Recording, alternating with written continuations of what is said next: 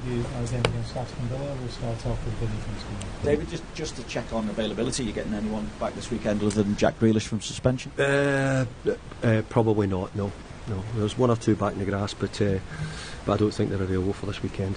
Can you give us any idea of a time frame? Thinking of Tim Irabun, Kiernan Dewsbury Hall, and Carlos Alcaraz. No, they're getting closer, but they're not training yet. How much of a positive, though? Kind of alluded to it, the fact that Jared Branthwaite is stepping up his training, and Seamus Coleman we've seen out on the grass this week. Yeah, both Jared and Seamus have been back on the grass. They've been getting involved with training, so good to get Jared back. Good to get Seamus back as well. So yeah, they're back in amongst it. Yeah. I know we keep asking you about transfers, but it seems over the past week or so that you've been linked with more and more players, which outside of these four walls kind of raises hopes that you might be able to do something. What's the reality, though? The reality hasn't changed. We've said all along. I said, we're looking, we're trying. It's not as if we're not shut ourselves off from the transfer window. We need players more than ever, and we probably need them as soon as possible if we could make that happen. But more than likely, this month is never done particularly quickly. So we're still looking. I'm not sure we will get anything, but we're trying.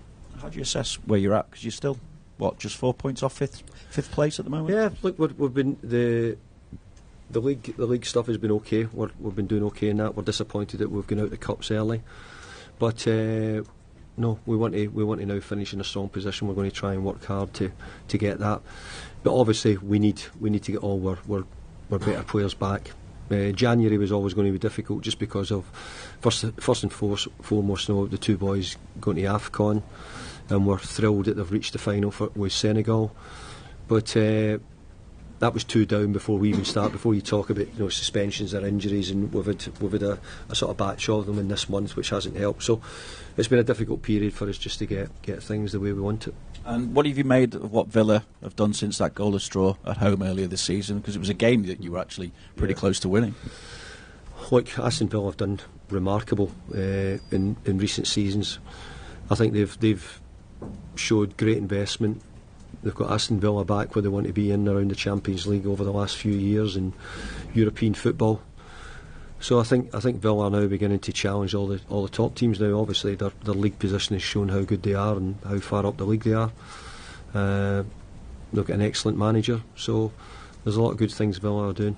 Thanks, David. Thanks, Vinny. We'll go to Naz at Premier League Productions. Hi there. Hi, David. Obviously, keeping on the Villa theme, how difficult is a trip to Villa Park with the way they're playing, and how do you combat their threats? How to combat their threats? Well, we've got threats from every Premier League team. We have to combat every Premier League team we come up against. It's always the same thing. The Villa is a great stadium to go and play at. Aston Villa, I think everybody enjoys going and playing there. We will as well, but they're certainly in good form. And Vinny alluded to it. The fact that you are still, I think 3 points it is off the top 6 European positions, with everything that's happened, the two boys at AFCON, the suspensions, the injuries, you're still in a great position, aren't you? No, we started the season really well, and we're still in a really good position. But we want to be higher. Maybe 2 points more makes you feel a bit better because you're further up and might be sitting 8th or 9th if you do that possibly. So we've got to try and get back on it again, get back. But it's difficult. We've not got the strongest squad. We've had quite a few injuries. We've had the boys away, so that's made it difficult for us. And just finally, on the two lads at Senegal, obviously everyone from an Everton persuasion is a Senegal fan this weekend. Yeah, no, we're thrilled for the boys. We're talking about it there. Just hope if they win, they don't celebrate too long because I need them back. Thank you, David. Thanks, Naz. We'll go to Julia at Radio Merseyside. Hiya, David. Have you spoken to them both while they're out there, or anyone here? No, I've not. No, I've left them alone, and but they'll know that we're watching, and they'll be watching us as well. I just wanted to ask, around the transfers, I know you've said to me before that you don't envisage anybody leaving. There have been some claims that you've knocked back a bid for Iliman Ndiaye. Is there any truth in that? Evidently from the look on your face, no? No, absolutely zero truth in that.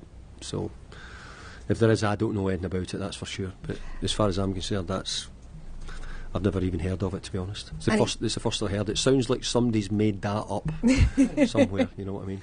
And I would imagine as well, he's somebody that, although he's playing in AFCON, he's now in the final, and he's put in some really good performances for Everton already this season, has been praised. He's someone, I suppose, effectively, he's in the shop window, but he's a player that's really key to your plans here. Yeah, we've no intention of letting Nelly go, none whatsoever, unless.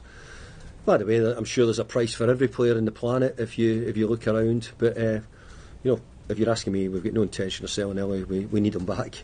We need him back to give us some creativity and help us score and make goals. So we're missing him for all those good reasons.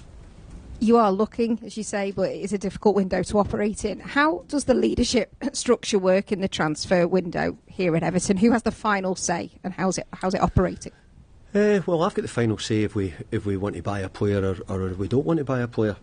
But obviously, I get told by my superiors how much we've got to spend and what we've got available, and I have to sort of work off those thoughts. So, I think Angus came out in the programme a few weeks ago and probably gave you all a pretty good answer coming from the CEO.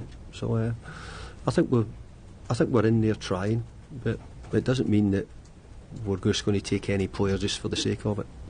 You've been using some of the under-21s with you in matches. I just wanted to ask about Braden Graham. He's someone that has been quite exciting. He's only a teenager, but what could he do? I appreciate it's a huge step up for him. Is there anything he can do that could maybe force his way into your thoughts at the moment? Well, I think Braden is doing well. It's probably at the moment we're needing him to build up his physicality, his all-round speed, etc. All those things that come from stepping up to the Premier League. But no, we're pleased. We're getting some of the young boys getting a chances to be around it, and we'll see how they continue. But obviously, it's not the young players which we're needing at the moment. It's the players we've got here who've been in, who are out the team, who we need at the moment, and they're the ones we really need back. I think it's because sometimes people think, well, just use the kids. Is it completely different to what they're used to going on in a Premier League game? Can you even sort of explain how different that is? Well, I think I've given as many 16-year-olds a debut as probably any manager in the Premier League over years. So I've got an idea of what it's got to look like to get into the team. The Premier Leagues get tougher, get harder.